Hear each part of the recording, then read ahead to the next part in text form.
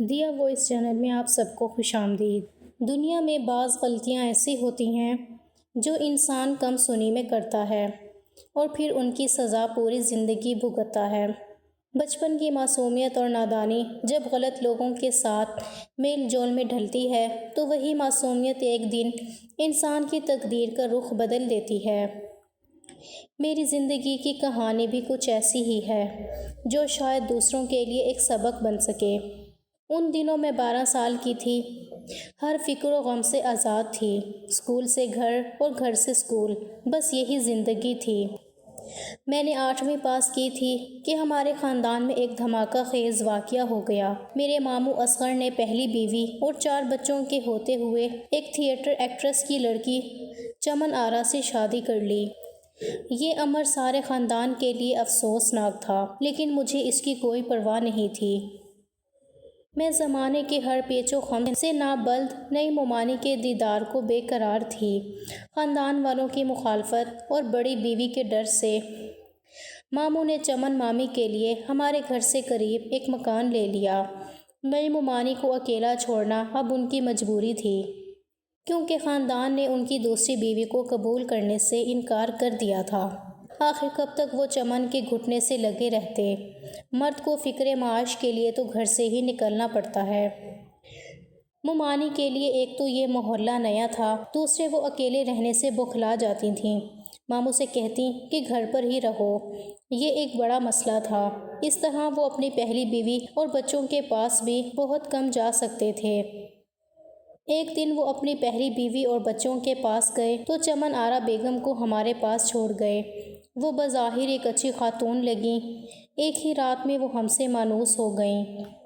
اصغر ماموں ایک دن کا کہہ کر گئے تھے، لیکن 2 دن لگا دیے، کیونکہ ان کی پہلی بیوی دوسرے شہر میں رہتی تھیں۔ یہ وقت ان کی نئی نویلی بیگم نے امی سے اور مجھ سے باتیں کر کے گزارا۔ امی سے وہ بار بار کہتی کہ باجی ماں باپ سے رشتہ توڑ کر ان کے پیچھے آ گئی ہوں، اب تو آپ لوگ ہی میرے اپنے ہیں، آپ میرا ساتھ دیں ورنہ اور کہاں جاؤں گی۔ تب ہی امی نے ممانی کو گلے لگا لیا اور کہا، تم آج سے مجھے اپنی بہن سمجھو، جب کوئی مشکل ہو مجھے بتاؤ گی، میں ہر طرح سے تمہارا ساتھ دوں گی، خود کو اکیلا مت سمجھو۔ اگلے دن ماموں آئے، امی سے کہا کہ کل سے میں ڈیوٹی پر جا رہا ہوں اور چمن آرا اکیلی رہنے پر تیار نہیں، آپ نمرا کو اس کے پاس رہنے کے لیے بھیج دیں، اس کا اسکول ویسے بھی ہمارے گھر کے قریب ہے۔ امی نے مجھے ماموں کے ہمراہ بھیج دیا۔ چمن آرا ممانی خوش ہو گئیں، اچھے طریقے سے مجھے خوش آمدید کہا۔ اب وہ سارا دن مجھ سے مزے کی باتیں کرتی رہیں۔ ماموں کام پر چلے جاتے، میری اسکول سے چھٹیاں تھیں تو ہم کو باتیں کرنے کا بہت وقت ملتا تھا۔ ہم مل کر کچن سنبھالتے اور کھانا پکاتے۔ ممانی اپنے بچپن کے قصے سناتی اور میرے ساتھ اچھا وقت گزارنے کی کوششیں کرتی۔ اسکول کھلے تو پڑھائی کا مسئلہ درپیش ہوا۔ مجھے حساب کے سوال سمجھ نہیں آتے تھے۔ ماموں تو صبح آفس چلے جاتے، ان کے پاس وقت کہاں تھا کہ مجھے ریاضی سمجھاتے، اور چمن آرا کو ریاضی نہیں آتی تھی۔ البتہ انہوں نے اس مسئلے کا یہ حل نکالا کہ مجھے پڑوس میں ٹیوشن لگوا دی اور میں ہنا باجی سے پڑھنے ان کے پاس جانے لگی۔ ہنا باجی کے والد ٹھیکیدار تھے، وہ گھر پر نہ رہتے تھے، ان کے لڑکے بھی دوسرے شہر ہوتے، والدہ گھر پر ہوتی۔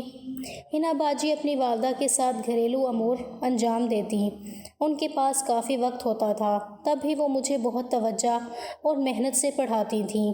ایک دن جب میں پڑھ چکی اور گھر جانے لگی، باجی نے کہا، ٹھہرو نمرا، ابھی مت جاؤ، آؤ چھت پر چلتے ہیں، دیکھو تو کتنا اچھا موسم ہے۔ ابھی ہم چھت پر جا کر بیٹھے ہی تھے کہ کسی مردانہ آواز نے ان کو پکارا، ہنا دیکھو میں آ گیا ہوں۔ میں نے مڑ کر دیکھا، ایک نوجوان باجی سے گلے مل رہا تھا۔ باجی بھی وفور جذبات سے کھل اٹھی تھیں۔ ارے ذیشان، تم کب آئے؟ وہ خوش ہو کر بولی۔ میں حیرت سے ان کو دیکھ رہی تھی۔ انہوں نے مجھ سے کہا، نمرا یہ میرے بھائی ہیں، حیدرآباد میں ملازمت کرتے ہیں۔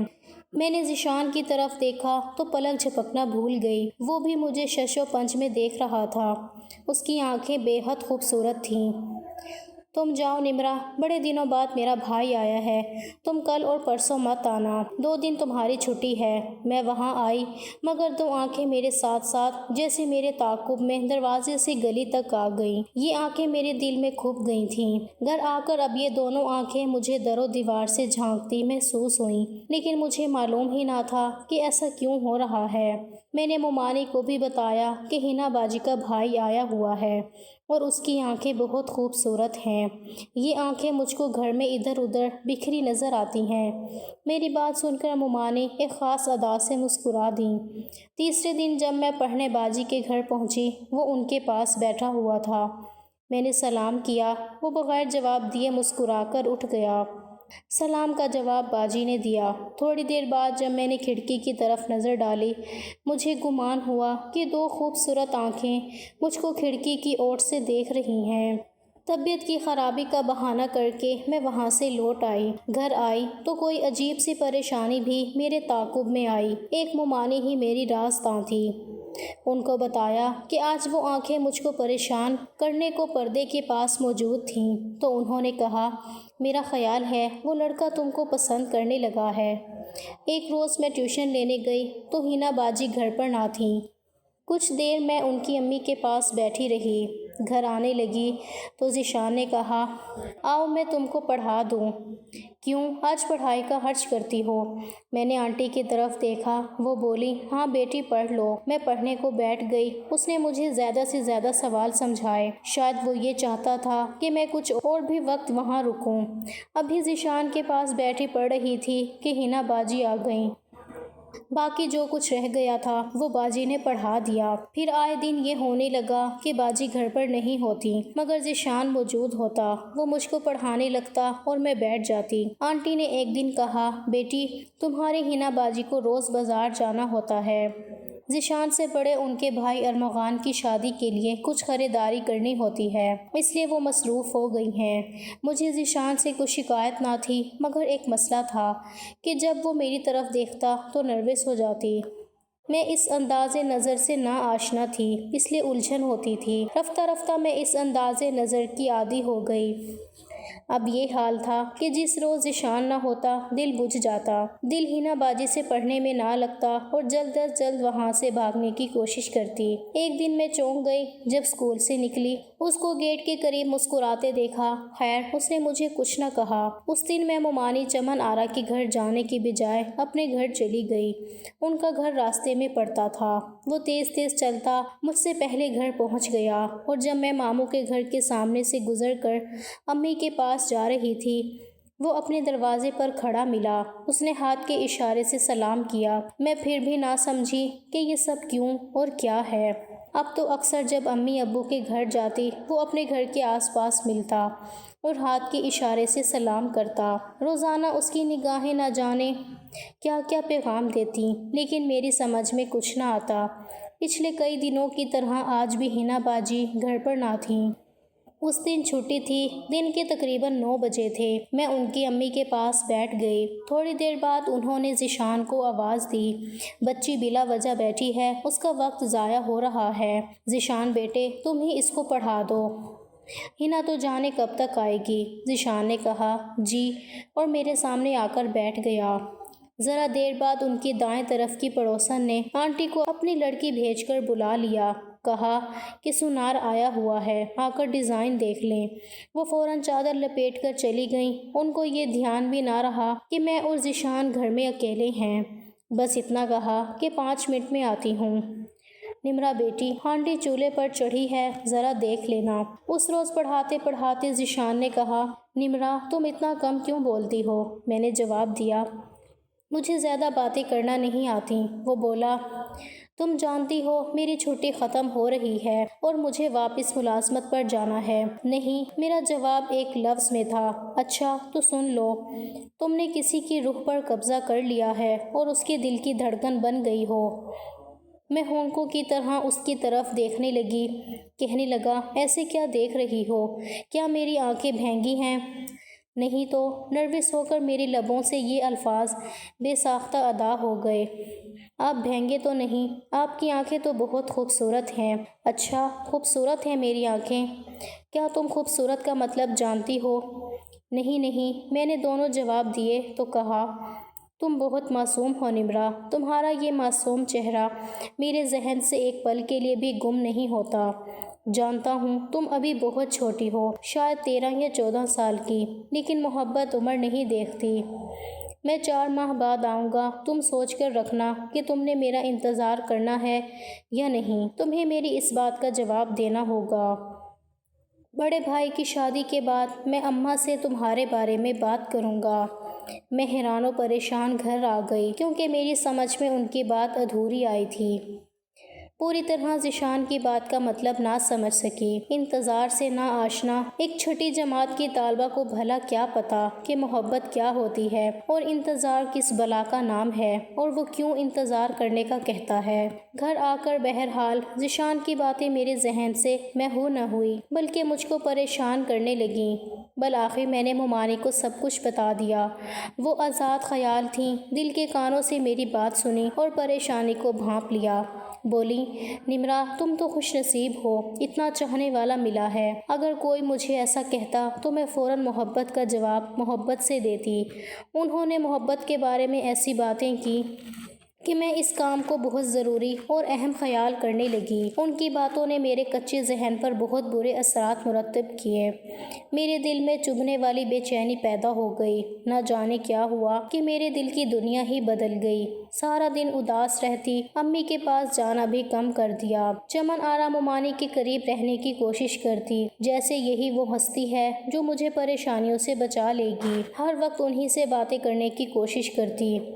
وہ بھی مجھے ٹوکنے کی بجائے میرے حوصلے کو بڑھاتی تھیں، بار بار جتلاتی کہ تم مانو یا نہ مانو، تم کو ذیشان سے محبت ہو گئی ہے اور یہ کوئی بری بات نہیں ہے۔ یہ بات انہوں نے بار بار مجھ کو اس طرح یاد کرا دی کہ میں نے محسوس کر لیا کہ اب میں ذیشان کے بغیر نہیں رہ سکتی۔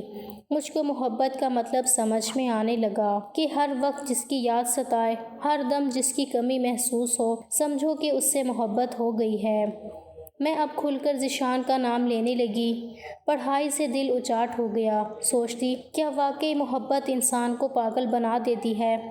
میری حالت بھی ان دنوں پاگلوں جیسی ہو گئی تھی۔ اس حالت میں ممانی نے میری بہت دل جوئی کی، بہت خیال رکھا۔ اب سوچتی ہوں کہ ان کا یہ لگاؤ بھرا برتاؤ ان کی دوستی نہیں بلکہ دشمنی تھی۔ اگر ان کو مجھ سے دشمنی نہ ہوتی تو وہ مجھ کو سمجھاتی، نہ کہ اس عذاب میں داخل کرتی اور ایسے روگ میں مبتلا کر دیتی جس سے میں قطعی نا آشنا تھی۔ وہ مجھے سمجھا کر روک دیتی کہ ایسی باتیں نہ سوچو، یہ باتیں تمہارے سوچنے کی نہیں ہیں، بس اپنی پڑھائی کی طرف دھیان دو۔ غرض کہ وہ اچھی ممانی نہ تھیں، میں تو لائق طالبہ تھی۔ مجھ کو تعلیم کی طرف راغب کرنے کی بجائے انہوں نے سیدھے راستے سے بھٹکا دیا اور ایسے راستے پر چلایا کہ اگر ان کی جگہ میری ماں ہوتی تو وہ ضرور مجھے روکتی۔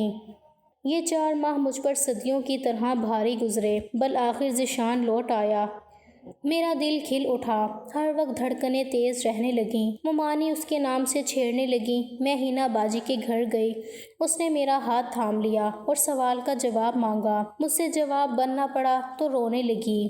مجھ کو روتا دیکھ کر وہ بے قرار ہو گیا۔ بولا، مجھے یقین تھا کہ میری محبت کا طوفان تمہارے دل میں ضرور تباہی مچا دے گا۔ تم نہیں جانتی میں تم سے کتنی محبت کرتا ہوں۔ اب میں ان کے گھر جاتی، کسی نہ کسی بہانے ایک طرف ہٹ جاتا اور مجھے ادھر بلا لیتا۔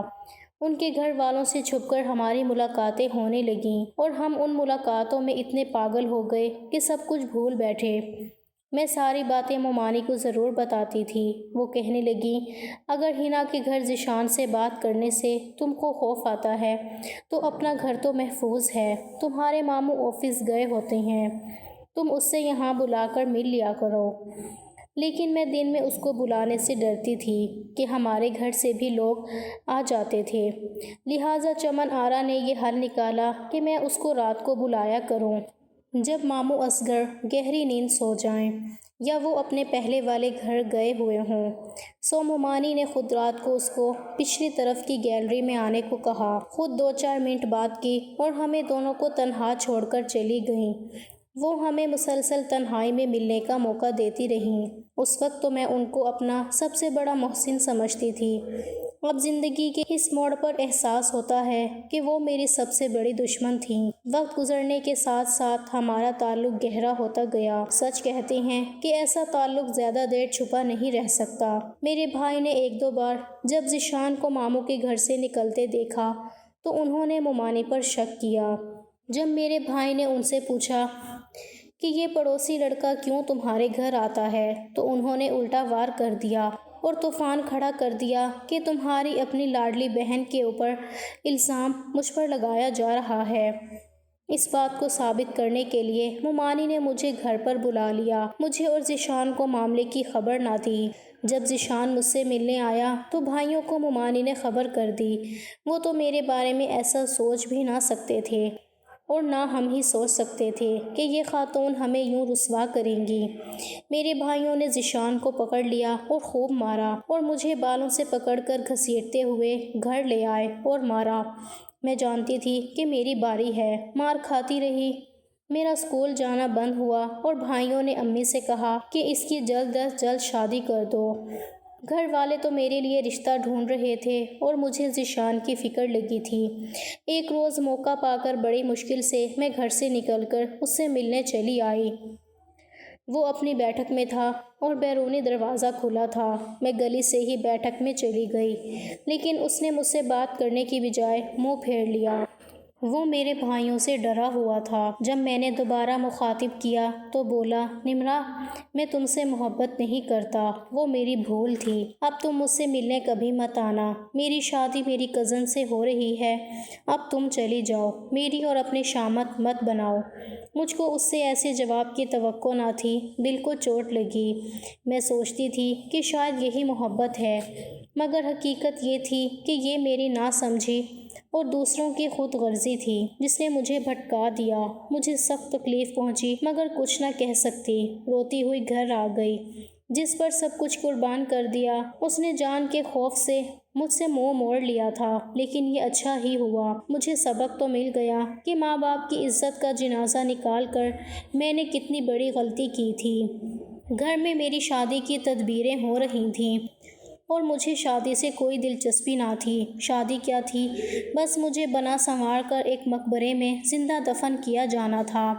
دلہا میرے والد کی عمر کا تھا، جس کی بیوی وفات پا چکی تھیں۔ والدہ اور والد دیکھتے رہ گئے، اور جن بھائیوں نے اپنی عزت پر آنچ آنے کے خوف سے میری شادی کرائی، شادی کے 10 برس بعد میرا شوہر دمے کے مرض سے وفات پا گیا۔ جوانی میں بیوہ ہو گئی۔ شوہر کی کافی جائیداد تھی، مجھے بھی حصہ ملا۔ میں نے دوبارہ شادی نہ کی۔ اب شادی کی خواہش نہ رہی تھی۔ مجھ کو کم سنی میں ایک غلط عورت کے گھر رہنے کی بہت بڑی سزا ملی۔ آج بھی سوچتی ہوں کہ میری اس بربادی میں کس کا قصور تھا؟ میری والدہ کا، جنہوں نے مجھے ایک غیر عورت کے سپرد کیا، یا اس عورت کا جس نے مجھے اپنی ڈگر پر چلایا اور حفاظت کرنے کی بجائے مجھ کو تہی دامن کر دیا، اور رسوا بھی۔ زندگی کے اس دور میں اتنی معصوم تھی کہ اچھے اور برے میں فرق کرنا نہیں جانتی تھی۔ جو باتیں سن لیتی انہیں سچ سمجھ لیتی۔ اس کم فہمی نے مجھے اندھی محبت کے راستے پر ڈال دیا۔ یوں میری زندگی ایک سبق چھوڑ گئی کہ ناسمجھی اور کم سنی میں اٹھایا گیا ایک قدم، غلط لوگوں کی صحبت اور ماں باپ کی معمولی سی کوتاہی انسان کو ایسی راہوں پر ڈال دیتی ہے جہاں سے واپسی ممکن نہیں رہتی۔ آج بھی میں سوچتی ہوں کہ اگر مجھے صحیح وقت پر کوئی روک لیتا، سمجھا دیتا، تو شاید میرا حال کچھ اور ہوتا۔ میری دعا ہے کہ کوئی اور بچی میری طرح نادانی، جذبات یا کسی غلط عورت کی باتوں میں آ کر اپنی پوری زندگی برباد نہ کرے۔